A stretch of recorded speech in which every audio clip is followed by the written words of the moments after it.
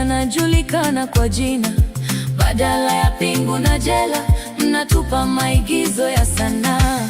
Mteuzi anateua tume, sura zile zile za zamani, vikao vya kifahari mahotelini, huku mwananchi yuko tabani. Uchunguzi unaanza kwa mbwembwe, kamera na kalamu juu, kumbe ni pazia la giza kutuziba macho tusione miguu. Mzunguko ni ule ule, kashfa mpya ikija, zamani nazikwa.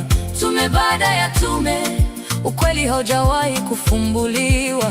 Uchunguzi hauna mwisho, ni mchezo wa paka na panya. Leo mnachunguza huku, kesho kashfa nyingine imefanya. Haki imekuwa bidhaa, inauzwa kwenye meza za siri. Tunataka hukumu ya kweli, sio ripoti zisizo na keri. Wimbi jipya, faili ile kabla ripoti haijatoka, kashfa nyingine imelipuka. Zile faili za jana zinafunikwa, vumbi nazidi kutanda. Wachunguzi wanahamia kule, mamilioni mengine yanafujwa. Mwananchi bado anasubiri, huku tumaini lake likivunjwa. Ni mbinu ya kusaulisha, wimbi moja kufunika jingine. Hadi lini mchezo huu? Kenya yetu sio shamba la wanyama. Investigation is ongoing, lakini mwisho hauji. Tume imeundwa, lakini mwizi anacheka. Hadi kashfa ijayo, ufisadi ni kansa, na mzunguko huu ndio dawa yao ya uongo.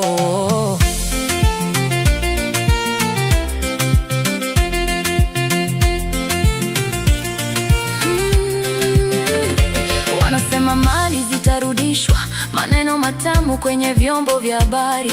Mali zenyewe ziko nje ya nchi, zimeshafichwa kwa siri na fahari. Tunajenga shule za matofali ya hewa na hospitali zisizo na dawa, maana pesa ya vifaa imenunua kura na utawala. Haki iliyochelewa ni haki iliyokataliwa wazi wazi bila aibu. Tunachoka na sarakasi, tunataka vitendo, sio tu masahibu. Investigation is ongoing, mashahidi wanakufa kwa ajali. Tume imeundwa, marupurupu inalipwa kufunga midomo. Kashfa ijayo